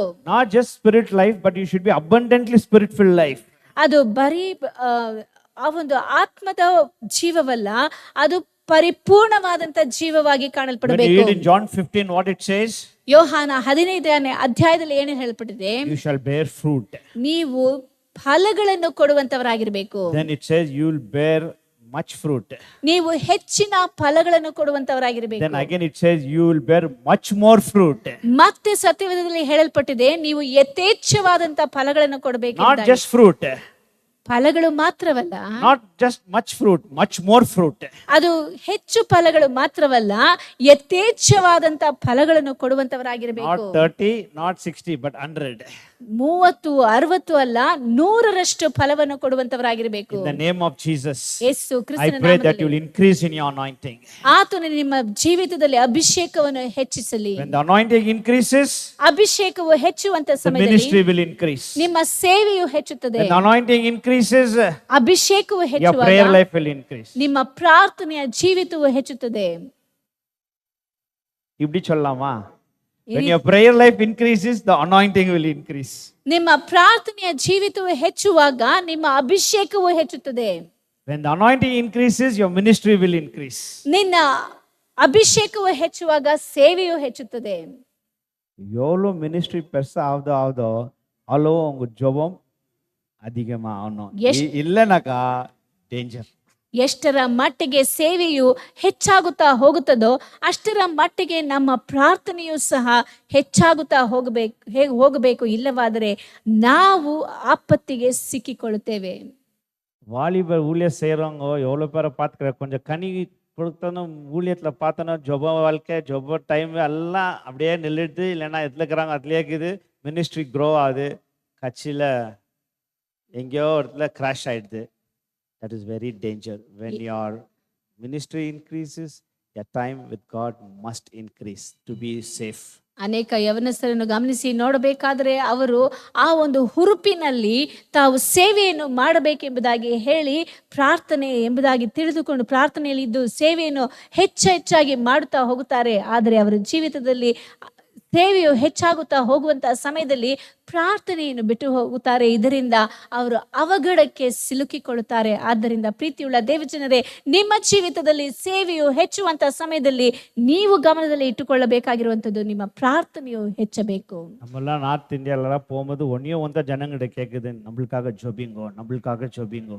ಉತ್ತರ ಭಾರತಕ್ಕೆ ಹೋಗುವಂತಹ ಸಮಯದಲ್ಲೆಲ್ಲ ನಾನು ಜನರನ್ನು ಕೇಳಿಕೊಳ್ಳುವಂತ ಒಂದೇ ಮಾತು, ನನಗೋಸ್ಕರ ಪ್ರಾರ್ಥಿಸಿರಿ ಎಂಬುದಾಗಿ. So maybe a family life, a church life, a ministry life, or whatever area, when it increases, you also should increase with God. ನಾವು ನಮ್ಮ ಜೀವಿತದಲ್ಲಿ ಯಾವುದೇ ವಿಷಯದಲ್ಲಿ ಹೆಚ್ಚಾಗುತ್ತಾ ಹೋಗುವಂತ ಸಮಯದಲ್ಲಿ, ನಮ್ಮ ಕೆಲಸದಲ್ಲಾಗಲಿ, ನಮ್ಮ ಕುಟುಂಬ ಜೀವಿತದಲ್ಲಾಗಲಿ, ಸೇವೆಯಲ್ಲಾಗಲಿ ಹೆಚ್ಚುತ್ತಾ ಹೋಗುವಾಗ ನಮ್ಮ ದೇವರೊಂದಿಗೆ ಕಳೆಯುವಂತ ಸಮಯವೂ ಸಹ ಹೆಚ್ಚಾಗುತ್ತಾ ಹೋಗಬೇಕು. இல்லனா இப்ப அப்படியே வண்டி ஓடும், பட் 100% ಗ್ಯಾರಂಟಿ எங்கனா மோதுவாங்க ஆவி விஷயத்துல. ಆದರೆ ಒಂದು ವೇಳೆ ಈಗ ಗಾಡಿ ಓಡ್ತಾ ಇರಬಹುದು, ಆದರೆ ಒಂದು ದಿನದಲ್ಲಿ ಅದು ಕೆಳಕ್ಕೆ ಬೀಳುವಂತದ್ದಾಗಿರುತ್ತದೆ. ಆಮೆನ್. ಆಮೆನ್. ஹல்லேலூயா, ஹல்லேலூயா. அடுத்தது பார்க்கிறோம்.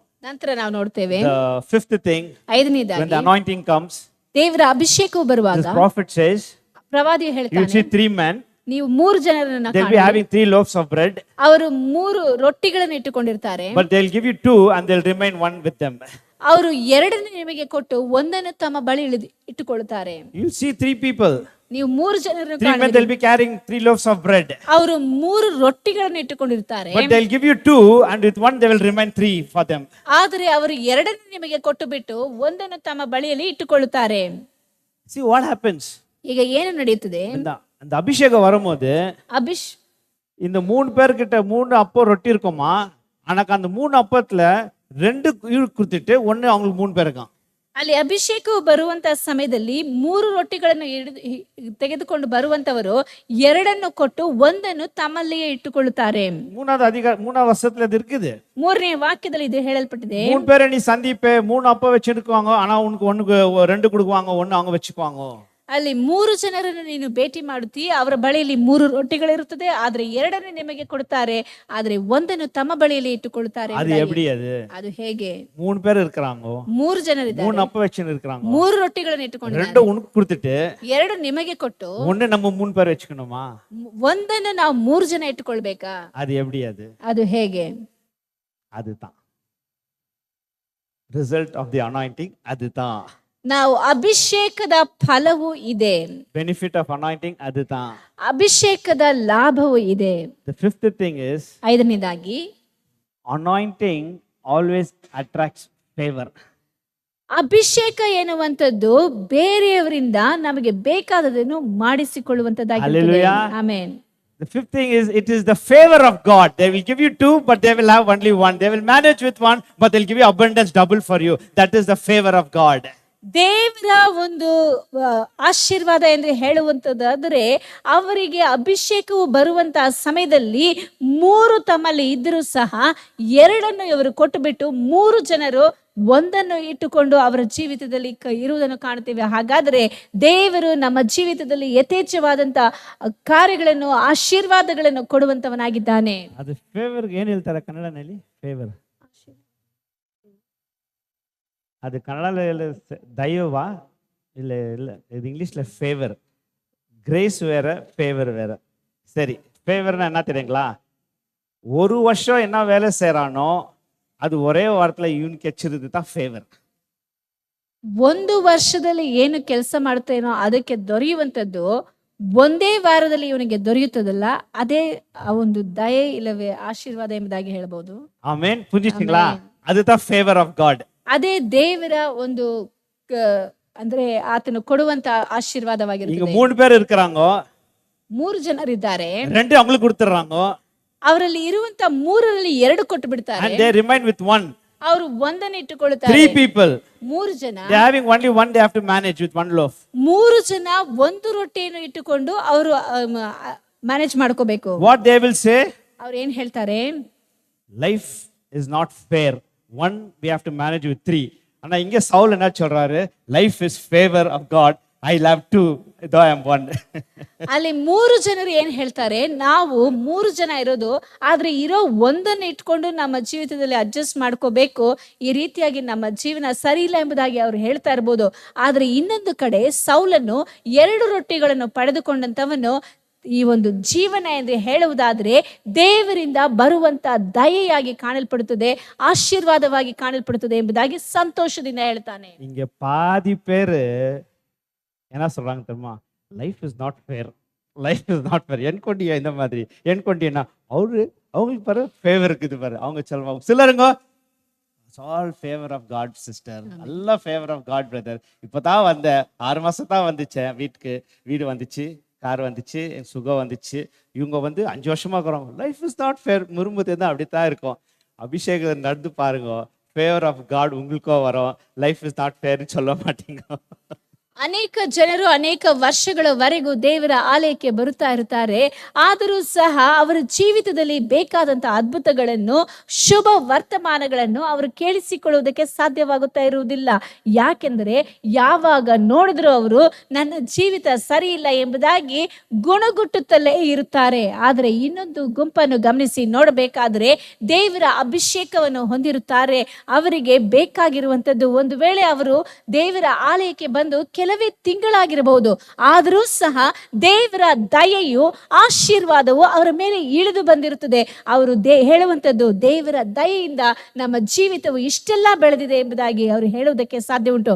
ಆದ್ದರಿಂದ ಪ್ರೀತಿಯುಳ್ಳ ದೇವಜನರೇ, ನಿಮ್ಮ ಜೀವಿತದಲ್ಲಿ ನೀವು ದೇವರ ದಯೆಯನ್ನು ಕಾಣಬೇಕೆಂದು ಹೇಳುವುದಾದ್ರೆ ಆತನ ಅಭಿಷೇಕದಿಂದ ತುಂಬಲ್ಪಡಬೇಕು. பேதுரு ಪೇತ್ರನು 8 அவர் ஃபுல் நைட் கஷ்டப்படுறான். ಆತನು ರಾತ್ರಿಯೆಲ್ಲ ಕಷ್ಟಪಡುತ್ತಾನೆ. வலி எடுத்து வீசுறான், எடுக்கிறான், வீசுறான், எடுக்கிறான், ஒண்ணுமே இல்ல. ಆತನು ಬಲೆಯನ್ನು ತೆಗೆದು ಬೀಸುತ್ತಲೇ ಇದ್ದಾನೆ, ಆದ್ರೆ ನಡೆದದ್ದು ಏನೂ ಇಲ್ಲ. காலையில ಬೆಳಗ್ಗೆ ஒரு அபிஷேக வார்த்தை வருது. ಮುಂಜಾನೆಯ ಸಮಯದಲ್ಲಿ ಒಂದು ಅಭಿಷೇಕದ ಮಾತು ಬರುತ್ತದೆ, நெட்டை இந்த பக்கம் போடு, ನಿನ್ನ ಬಲೆಯನ್ನು ತೆಗೆದು ಬೀಸು. பேதுருவோ கேட்டான். ಪೇತ್ರನು ಕೇಳಿದನು. ஆனா அதுக்கு முன்ன உள்ள இருக்கிற மீன்கள்லாம் கேட்டுட்டு ஆண்டவர் சொன்ன அபிஷேக வார்த்தைய ஒரு மீனுங்களை சண்டை போட்டு நான் குதிக்கிறேன், நான் குதிக்கிறேன், நான் குதிக்கிறேன், எல்லாம் பேதுருடைய நெட்ல போயிடுச்சுங்க.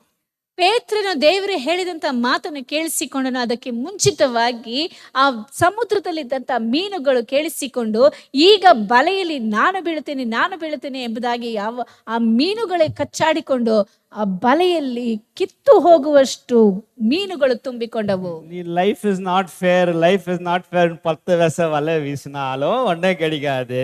லைஃப் இஸ் ஆல் காட்ஸ் ஃபேவர்னு சொல்லிட்டு வீசினாக்கா மீன் சண்டை போட்டு நெட்டுல வலையில விழுவோம். ஆமேன். எல்லாரும் கை தட்டுங்க, ஆண்டவருக்கோசரம் கை தட்டுங்க, கை தட்டுங்க, எல்லாரும் ஜோரா கை தட்டுங்க. இதே மாதிரி நீங்க செய்யுங்க. நீங்க ஃபேவர் ஆஃப் காட்னு சொல்லிட்டு அபிஷேகத்துல நடந்து ஃபேவர் ஆஃப் காட் உங்க வலையில மீன் விழுவோம். ஆமேன், ஆமேன், அல்லேலூயா. போடுறாரு வலைய, மீனே கிடைக்கல. ஆனா பெந்தேகோஸ்து நாள் ஆச்சு, அபிஷேகம் வந்துச்சு, ஒரே ஒரு வலையத்தான் வீசினாரு, 3000 மீன் வந்துச்சு. இன்னொரு வலைய வீசினாரு, 5000 மீன் வந்துச்சு. என்ன டிஃபரன்ஸ்? ஐயோ, இவ்வளவு நேரம் பேசுறது ஒண்ணுமே பிரயோஜனம் இல்லாதாயிடுச்சா? அட்லீஸ்ட் 2 சிஸ்டர் 3 சிஸ்டர் சொல்றாங்க. என்ன டிஃபரன்ஸ்? அந்த பெந்தேகோஸ்து நாள் அன்னைக்கு அபிஷேகம் வந்தது, வலைய போட்டாரு. என்ன வலை? சுவிசேஷம் தான் வலை. He threw the gospel net and 3000 fish souls were added. Amen. Amen. Hallelujah. Hallelujah. So God bless you. நிறைய சொல்லணுமா இருக்கு, ஆனா இது போதும், டைம் ஆயிடுச்சு. ஆண்டவர் உங்களை ஆசீர்வதிக்கட்டும். ஒரு அபிஷேக வாழ்க்கையில நடந்து போங்க. புரிஞ்சிச்சிங்களா? வாஞ்சிங்கோ. நான் ஈஸின்னு சொல்ல மாட்டேன், கொஞ்ச நாள் ஈஸியா இருக்காது, கஷ்டமா இருக்கும். ஒன்ஸ் இந்த லெவல்ல இருந்து ஸ்விம்மிங் லெவல் போயிட்டீங்கன்னாக்கா நீங்க கண்ணை மூட்டும் போதெல்லாம் அந்நிய பாஷை தான் கொட்டின்னு இருக்கும். நீங்க எங்க போனாலும் துதித்து தான் இருப்பீங்க. வேத புஸ்தகம் அப்படியே ஓப்பன் ஆகும். நீங்க படிக்கும் போதெல்லாம் ஆண்டவர் பேசுற மாதிரியே இருக்கும். நீ படிக்கும் போது ஒரு வெளிச்சம் அங்கே விழுவும். கரெக்டா, ஐயோ இது எனக்கு தான் பேசுறாரு, இது எனக்கு தான் பேசுறாருன்னு சொல்லிட்டு வரோம். Amen. Life is not fair சொல்ல மாட்டீங்க, இட்ஸ் ஆல் ஃபேவர் ஆஃப் காட்னு சொல்லுவீங்க. ஆமென். God bless you. கை தட்டுங்க ஆண்டருக்கு, கை தட்டுங்க ஜோர ஆண்டருக்கு. ஹல்லேலூயா. கர்த்தர் ஆசீர்வதிப்பாராக. ಕರ್ತನು ನಿಮ್ಮನ್ನು ಆಶೀರ್ವದಿಸಲಿ. அருமையான ஒரு தேவ வாக்கியத்தை கேட்டோம். ದೇವರ ವಾಕ್ಯಗಳನ್ನು ಕೇಳಿಸಿಕೊಂಡೆವು. நம்முடைய வாழ்க்கைக்கு நாம் தேவையான கழுதையை தேடின்னு போயின்னு இருப்போம் இல்லைங்களா? சில நேரங்களில் கழுதையை தேடின்னு தான் போயின்னு இருக்கிறோம். ನಮ್ಮ ಜೀವಿತದಲ್ಲಿ ಕೆಲವು ವೇಳೆಗಳಲ್ಲಿ ನಾವು ಕತ್ತೆಗಳನ್ನು ಹುಡುಕಿಕೊಂಡು ಹೋಗುತ್ತಾ ಇರ್ತೇವೆ. தேடக்கூடாதுன்னு இல்லை, ಹುಡುಕಬಾರದೆಂಬುದಾಗಿ ಅಲ್ಲ. நான் யோசித்து பார்க்கிறோம், பிரதர் பிரசங்கம் பண்ணிக்கிறோம், யோசித்து பார்த்தேன். இந்த சவுலை கழுதை தேடத்துக்கு அனுப்பிச்சுக்கிறாங்க. யோசித்து பாருங்க, அப்ப அவனுடைய நிலைமை எப்படிப்பட்ட ஒரு ஆளா இருந்திருப்பான்னு. ಸೌಲನನ್ನು ಕತ್ತೆ ಹುಡುಕುವುದಕ್ಕೆ ಕಳಿಸಿದ್ದಾರೆ. ಹಾಗಾದರೆ ಸೌಲನ ಪರಿಸ್ಥಿತಿ ಹೇಗಿರ್ತದೆ ಎಂಬುದಾಗಿ ಯೋಚಿಸಿ ನೋಡಿ. இப்போ பிரைம் மினிஸ்டர் எப்போ எதனா கழுத்து தொலைஞ்சு போச்சுன்னா அவர் அனுப்புவாங்களா? பிரைம் மினிஸ்டரையோ சீஃப் மினிஸ்டரையோ மினிஸ்டருங்களோ அவங்க வீட்டில் இருக்கிற கழுதியே தொலைஞ்சு போச்சுன்னா ஏதாவது மினிஸ்டருங்களோ இல்லைன்னா பிரைம் மினிஸ்டரோ, ஏன் அதெல்லாம் வேண்டாம், யாரோ ஆஃபீஸில் நல்ல உத்தியோகத்தில் இருக்கிறவங்க அவங்க வீட்டு கழுத்தை தேட போவாங்களா?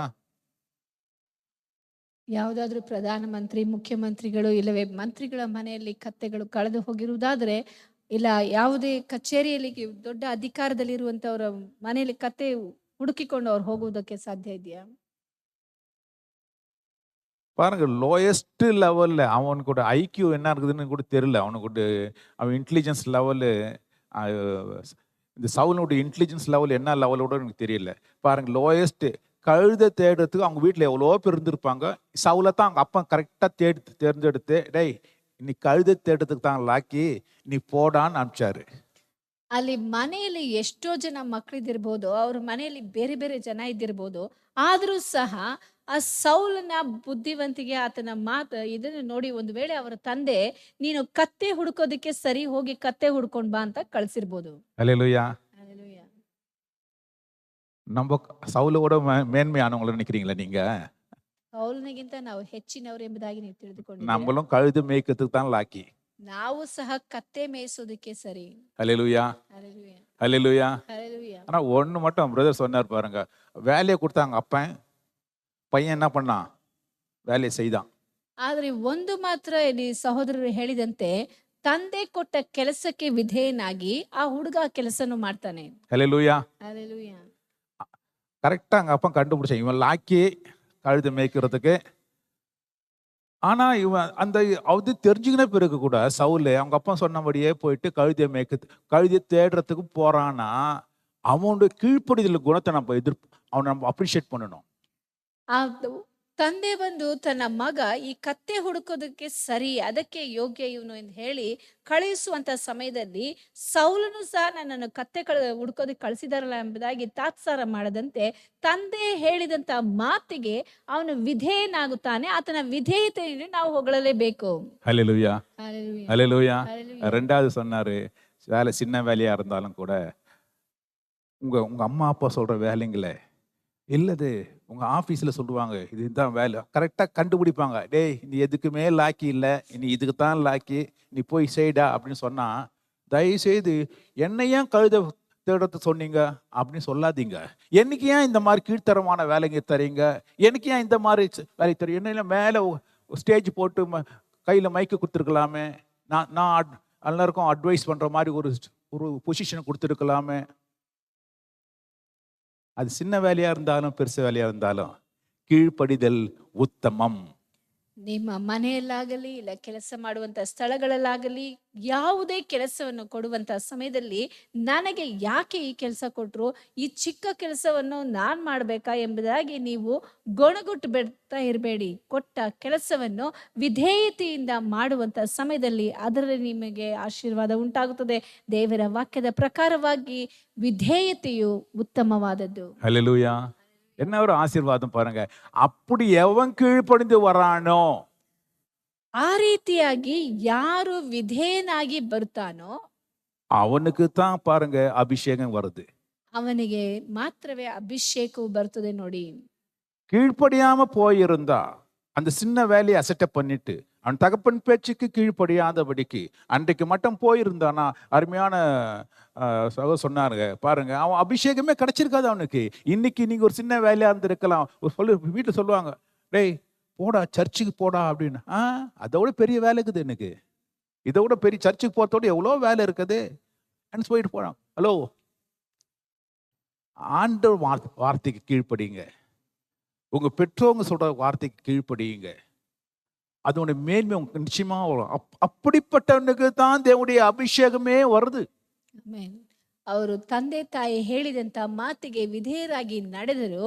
ಅವರು ಹೇಳಿದಂತ ಕೆಲಸಗಳು ಎಷ್ಟೇ ಚಿಕ್ಕದಾಗಿದ್ದರೂ ಆ ಒಂದು ಕೆಲಸವನ್ನು ಶ್ರದ್ಧೆಯಿಂದ ಅವರು ಪಾಲಿಸಿ ಮಾಡುವುದಕ್ಕೆ ತಂದೆ ತಾಯಿಗಳಿಗೆ ವಿಧೇಯರಾಗಿ ನಡೆದುದರಿಂದ ಅವರ ಜೀವಿತದಲ್ಲಿ ಅಭಿಷೇಕವನ್ನು ಕಂಡುಕೊಳ್ಳುತ್ತಾರೆ. ಒಂದು ವೇಳೆ ಆ ಕೆಲಸವನ್ನು ಅವರು ಮಾಡದೆ ಹೋಗಿರುವುದಾದ್ರೆ, ಈ ಚಿಕ್ಕ ಕೆಲಸ ನನಗೆ ಕೊಡ್ತಾರಲ್ಲ, ನಾನು ಯಾಕೆ ಮಾಡಬೇಕು ಎಂಬುದಾಗಿ ಅವರು ಅಹಂಕಾರದಿಂದ ಇದ್ದಿರುವುದಾದರೆ ಅಭಿಷೇಕ ಎನ್ನುವಂಥದ್ದು ಅವರಿಗೆ ಬರುತ್ತಿರಲಿಲ್ಲ ಮತ್ತು ಇಷ್ಟು ದೊಡ್ಡ ವ್ಯಕ್ತಿಗಳಾಗಿ ಮಾರ್ಪಡುವುದಕ್ಕೆ ಸಾಧ್ಯವಾಗುತ್ತಿರಲಿಲ್ಲ. ಆದ್ದರಿಂದ ಪ್ರೀತಿಯುಳ್ಳ ಮಕ್ಕಳೇ, ನಿಮ್ಮ ತಂದೆ ತಾಯಿಗಳು ಹೇಳುವಂತ ಮಾತುಗಳನ್ನು, ಅದು ಚಿಕ್ಕ ಕೆಲಸವಾಗಿದ್ರೂ ಸಹ ಅದನ್ನು ಕೇಳಿ ನಡೆಯುವಂತ ಸಮಯದಲ್ಲಿ ದೇವರ ಅಭಿಷೇಕವನ್ನು ಪಡೆದುಕೊಳ್ಳುವಿರಿ. ஹல்லேலூயா, ஹல்லேலூயா, ஹல்லேலூயா. ஹல்லேலூயா. பாருங்க, அவங்க அப்பன் சொன்ன வேலையை செய்ததுனால இல்லது இவன் கீழ்ப்படிந்து அது வந்ததுனால அபிஷேகம் வந்தது நான் சொன்னேன். ஆனா அதோட விசேஷத்த ஒரு காரியம் அப்படி என்னன்னா, அவன் அந்த அபிஷேகம் இருக்கிற இடத்தை தேடி வந்தான். அபிஷேகத்தை பெரும்படியாக அவன் வேலைக்காரன் சொல்றான், அங்க போய் பார்ப்போன்னு சொன்ன உடனே பாருங்க, தேடி வந்தது கழுதை. இன்னொருத்தன் சொல்றான், டேய் கழுதை தேடத்தை விட அதை தேடி கொடுக்கிற இடத்துல போடா, அதை நம்ம கண்டுபிடித்து கொடுக்கிற ஒரு இடத்துல நீ போய் அவர் வார்த்தையை கேட்போம். நீ பாருங்க, நீ உலகம் ஃபுல்லா நீ சுத்தி இருக்கலாம், நீ எத்தனை கழுதை தேடி நிற்கிறியோ, நீ எத்தனை பிரச்சனையை தேடிக்கொண்டிருக்கின்றாயோ இல்லையா? நம்ம வரும்போது எத்தனையோ கழுதைகளை தேடி தான் வந்திருப்போம். நம்மளுக்கு அந்த பிரச்சனை, இந்த பிரச்சனை, அது இது நிறைய இருக்கும் நம்மளுக்கு. அந்த கழுதை எல்லாம் நீ தேடி வந்தாலும் கூட ஒன்னே ஒண்ணு செய்யணும், ஆண்டவரிடத்துல வந்து கேட்போம். ஆண்டவரே, உம்முடைய சஜஷன் என்ன? நான் உனக்கு போதித்து நீ நடக்க வேண்டிய வழியில் நடத்துற உன் தேவன் ஆகிய கர்த்தர் உன் மேலின் கண்ணை வைத்து உனக்கு ஆலோசனை சொல்லுவேன்னு சொல்றாரு. ಆಮೇನ್. ಕರ್ತನಾದಂತ ನಾವು ಸೌಲನನ್ನು ಗಮನಿಸಿ ನೋಡಬೇಕಾದ್ರೆ, ತಂದೆ ಹೇಳಿದಂತ ಮಾತಿಗೆ ವಿಧೇಯನಾಗಿ ಆತನು ಕತ್ತೆಯನ್ನು ಹುಡುಕಿಕೊಂಡು ಅನೇಕ ಸ್ಥಳಗಳಿಗೆ ಹೋಗುತ್ತಾನೆ.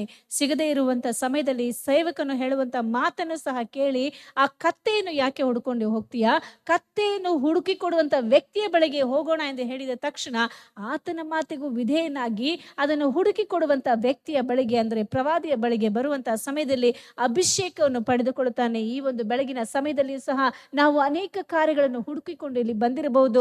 ನಮ್ಮ ಜೀವಿತದಲ್ಲಿ ಅನೇಕ ಕತ್ತೆಗಳನ್ನು, ಅಂದ್ರೆ ಅನೇಕ ಸಮಸ್ಯೆಗಳಿಂದ ನಾವು ಬಂದಿರಬಹುದು.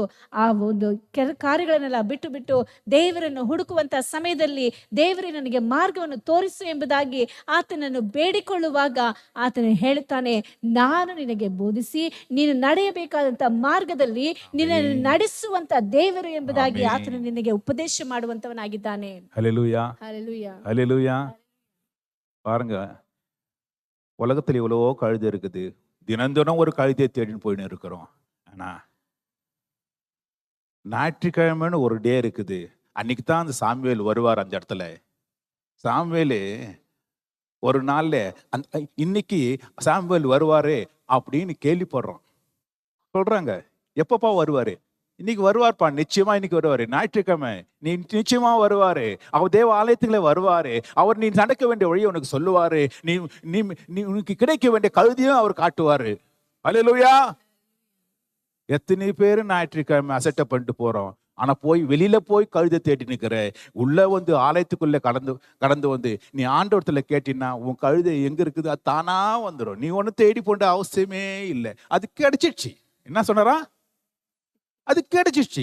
இவன் போய் பிடிச்சிட்டு போய் கொடுத்தான். ஹலோ, உன் ப்ராப்ளம் சால்வ் ஆகணும்னா இங்க வந்துடணும். இந்த சாமுவேல் கிட்ட, இந்த ஆண்டவரிடத்துல நம்ம கடந்து வருகிற பொழுது அவர் உனக்கு அபிஷேகம் கொடுக்கிறார் ஐயா. ஹல்லேலூயா. இந்த அபிஷேகத்தை நீ பெற்ற பொழுது உனக்கு வர வார்த்தை அருமையா சொன்னார் பாருங்க. ஹலோ, அது கிடைச்சிச்சு. என்ன கிடைச்சிச்சு? நீ தேடுந்து கிடைச்சிச்சு. ಪ್ರೀತಿಯುಳ್ಳ ದೇವಜನರೇ, ನಾವು ಅನೇಕ ಕಥೆಗಳನ್ನು ಸೌಲನ ರೀತಿಯಲ್ಲಿ ಈ ಲೋಕದಲ್ಲಿ ಹುಡುಕಿಕೊಂಡು ಓಡಾಡುತ್ತಾ ಇರ್ತೇವೆ. ಆದರೆ ಭಾನುವಾರ ಎನ್ನುವಂಥದ್ದು ಒಂದು ದಿನವಿದೆ.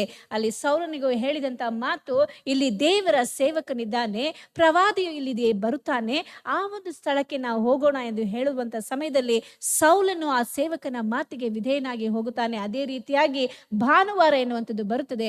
ಆ ಒಂದು ದಿನದಲ್ಲಿ ನಮ್ಮ ಸಮುವೇಲನಾಗಿರುವಂತ, ನಮಗೆ ಪ್ರವಾದಿ ಆಗಿರುವಂತ, ನಮ್ಮ ಎಲ್ಲಾ ಕಷ್ಟ ಕಾರ್ಪಣೆಗಳನ್ನು ನೀಗಿಸುವಂತ ನಮ್ಮ ತಂದೆಯಾದಂತಹ ದೇವರು ಈ ಒಂದು ಆಲಯಕ್ಕೆ ಬರುತ್ತಾನೆ.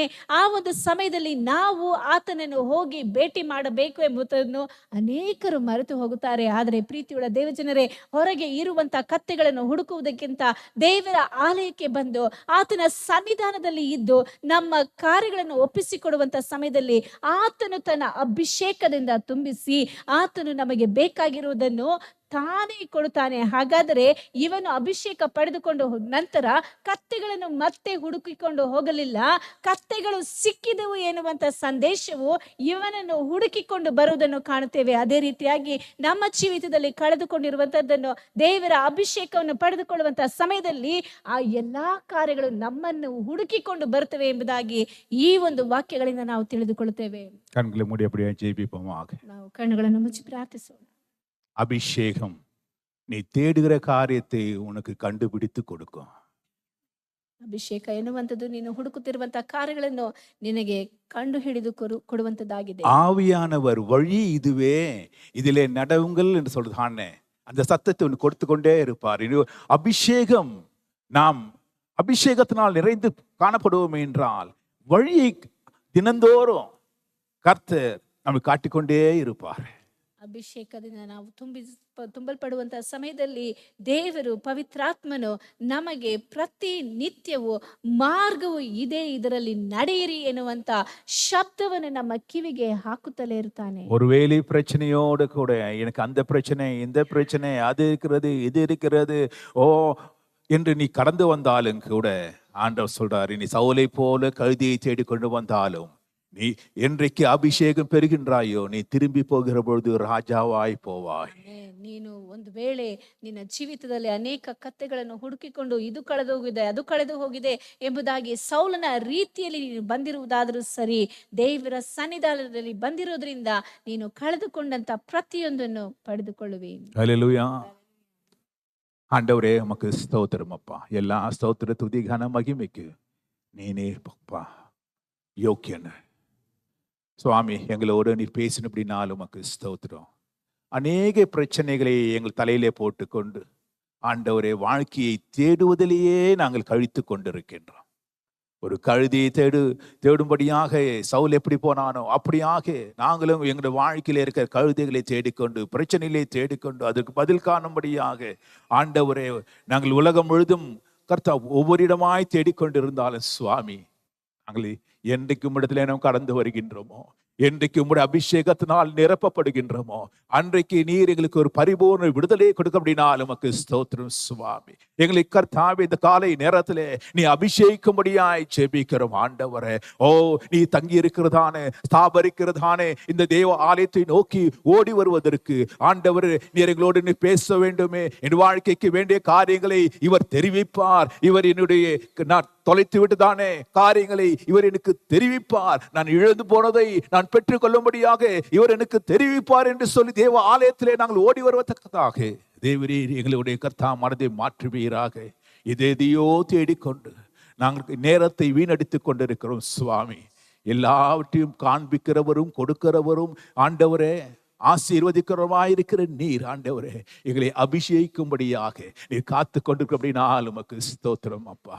ஆண்டவரே, நாங்கள் உங்களுடைய பாதத்திலே சரணடைய ஆண்டவரே, நாங்கள் கர்த்தாவே என்னையும் சுவாமி அபிஷேகியும் என்று சொல்லும்படியாக கர்த்தாவே எங்களை தாழ்த்து ஆண்டவரே எங்களுக்கு உதவி செய்வீராக. வந்திருக்கிற ஒவ்வொரு பிள்ளைகளும் தினந்தோறும் அபிஷேகத்தினால் நிரம்பி வழியத்தக்கதாக, தினந்தோறும் சத்தத்தை கேட்கத்தக்கதாக ஆண்டவர் இந்த உலகத்தினுடைய பிரச்சனையிலே அமிழ்ந்து போகாதபடிக்கு சுவாமி இன்னுமாய் கர்த்தாவே ஆண்டவரே உம்மை பின்பற்றி நடக்க இன்னும் நெருங்கி ஜீவிக்க கர்த்தாவே, தாவீதை போல சுவாமி, என் ஆத்துமாவே கர்த்தரை ஸ்தோத்திரி, என்னுடைய முழுவலுமே பரிசுத்த நாமத்தை ஸ்தோத்திரி என்று சொல்லி தினம் தினம் எங்களுடைய ஆத்துமாவை உற்சாகப்படுத்துகிறதானே அந்த கிருபை எங்களுக்கு தருவீராக கர்த்தாவே. ஆம் ராஜா, தேவரீர் உம்முடைய பிரசன்னத்துல, உம்முடைய அபிஷேகத்திலே நிலைத்திருக்கிற பிள்ளைகளாக எங்களை ஒவ்வொருவரையும் அபிஷேகம் ஆசீர்வதியும். இன்றைக்கும் கர்த்தாவே, பிரச்சனையோடு கூட அநேக வந்திருக்க கூடும். ஆனால் சுவாமி, இந்த மத்தியான வேளையிலே ஒவ்வொருவரையும் ஆண்டவரே உம்முடைய அபிஷேகத்தினாலே நீ அபிஷேகிக்கும்படியாய் ஜெபிக்கிறோம் ஆண்டவரே. அப்படி இங்கிருந்து போகிற பொழுது கழுதை தேடுகிறதானே சவுலாயிராதபடிக்கு ஆண்டவரே, ராஜ்யத்தை ஆளுகிறதானே கர்த்தாவே சவுலாய் ஆண்டவரே போக உதவி செய்வீராக. அது எல்லா பிள்ளைகளும் நிறைவான ஆசீர்வாதத்தினாலே உச்சிதமான கோதுமையினால் எதிர்கொண்டு வந்து ஒவ்வொருவரையும் ஆசீர்வதிப்பீர் ஆக.